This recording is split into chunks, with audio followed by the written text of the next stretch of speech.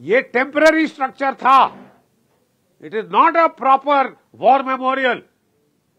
ऐसा war memorial हमने कहीं और नहीं देखा। उसके सेंटर हार्ट में जरूर फ्लेम होती है, तो बस एक वो उल्टी हेलमेट और वो सस्ता और टिकाऊ ये बना दिया गया। हमारी मांग रही कि साहब ये टेम्पररी अरेंजमेंट है, प्लीज एक नेशनल वॉर मेमोरियल बना दीजिए। 70 साल लग गए साहब हमको वॉर मेमोरियल की रट लगाते लगाते, और 72 के युद्ध के बाद के भी 50 साल तो साहब पूरे हो चुके हैं 71 के युद्ध के बाद। ये वॉर मेमोरियल बना 4 साल पहले, ठीक है साहब।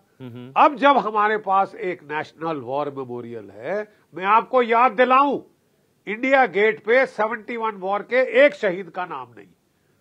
वो तो छोड़ दीजिए, 47, 48, 62, 65, 71, Kargil, Galwan, counter insurgency, counter terrorist operations, किसी का नाम वहां पे नहीं है। वर्ल्ड वॉर 1 के नाम है, वो भी पूरे नहीं, और वहां पे अफगान वॉर के नाम है, 1923 थर्ड अफगान वॉर। तो जाहिर है कि जब आपका नेशनल वॉर मेमोरियल, तो दो ज्योति जलती, सारी नेशनल सेरेमनी, जो विरोध है कि दो ज्योति जलती रहती, वहां पे कंडक्ट की जाएंगी, 2 जवान ज्योति रहती, एक इंडिया गेट पर, आपको एक बोला मेमोरियल। कि वो ज्योति एक्सटिंग्विश हो रही है? नहीं, देखिए जो मेमोरियल, देखिए ऐसा है, प्लीज समझिए, हर रेजिमेंटल सेंटर में एक वॉर मेमोरियल है, क्या आप जानते हैं? हर रेजिमेंटल सेंटर में वॉर मेमोरियल है। जगह जगह जहां पे कुर्बानियां शहादत हुई, जैसे रेजांगला, जैसे द्रास कारगिल में कारगिल का वॉर मेमोरियल है, वो सब कौन थोड़ी ना बंद हो गए क्योंकि नेशनल वॉर मेमोरियल बना है। National war memorial national level पे है, बाकी सारे वॉर मेमोरियल्स हैं। किसने कहा कि वो फ्लेम बुझा दी जाएगी?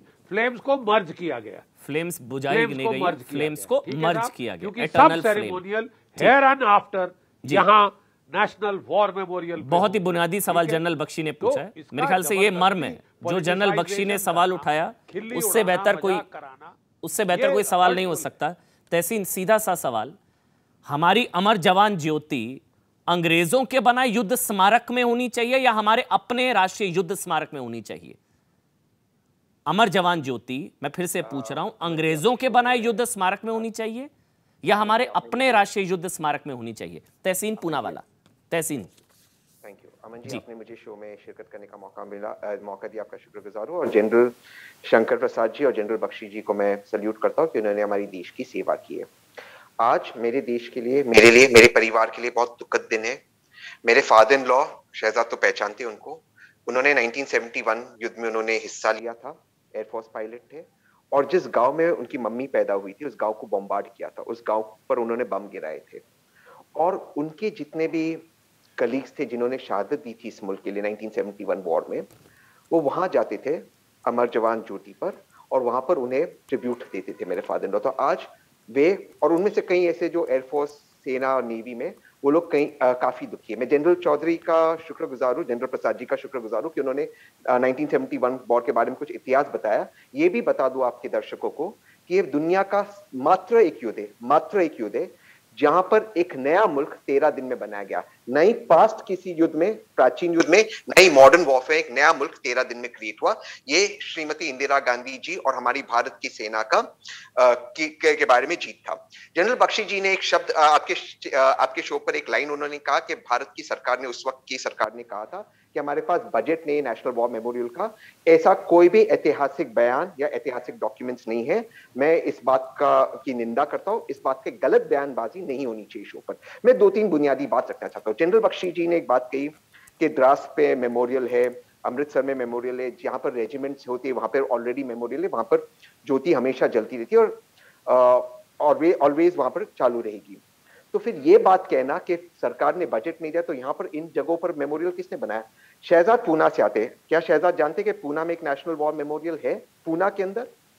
तो देखिए, मोदी जी को क्रेडिट देना दीजिए, और नेशनल वॉर मेमोरियल होना जरूरी है और मैं इनका स्वागत करता हूं, मोदी जी ने बनाया। लेकिन इस सवाल का कोई भी व्यक्ति ने जवाब नहीं दिया कि दो मशाल क्यों नहीं जल सकती, वहां पर मशाल क्यों नहीं जल सकती। जैसे मैं उदाहरण देता हूं अपनी बात समाप्त करने के पहले, कॉमनवेल्थ ग्रेव्स कमीशन है, जहां पर भी दुनिया भर में ग्रेव्स है उसको वो मेंटेन करता है। उसने ये नहीं कहा कि मैं सब जगह की मिट्टी ले आऊंगा, सॉइल लगाऊंगा, एक ग्रेव बना दूंगा, सबको मेंटेन करता है वो। तो भारत जो इतना विशाल हमारा मुल्क है, क्या हम 2 मशाल नहीं जला सकते? कुछ मीटर अपार्ट है।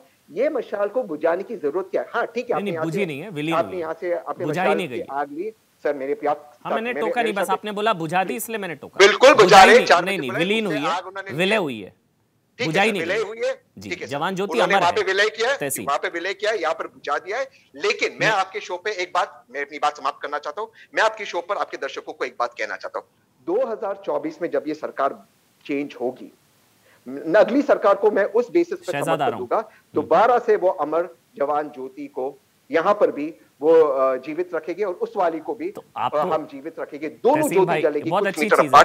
मुझे इसमें कोई बुराई नहीं लगती और उसी सरकार को मैं समर्थन दूंगा जो अलाउ करेगी। आपको नेशनल वॉर मेमोरियल क्योंकि मोदी जी की सरकार में बना है, इसलिए उससे आपको एलर्जी है, उससे दूर रहना है।